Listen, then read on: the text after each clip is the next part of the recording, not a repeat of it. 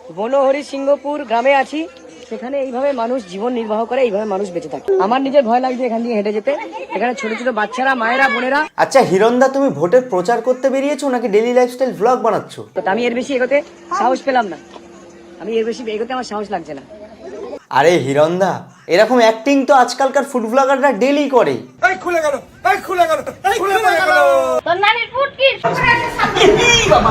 হিরণদার কপালটাই খারাপ ভাই, সব জায়গায় গিয়ে অবহেলিত হচ্ছে, মানে যে যেভাবে পাচ্ছে চেটে দিচ্ছে।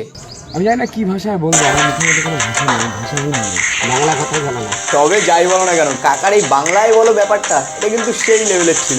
কাকার রক, হিরণ শক। হিরণ পাচ্ছে না খুঁজে মুখের ভাষা, কাকা বলছে বাংলায় বলো দাদা। ওদিকে দেব বলছে চানাচুর নিয়ে আমি আছি তো কাকা। আবার জনতা বলছে আঙুলে কালি লাগালে দিতে হবে 1 বোতল সাদা দাদা।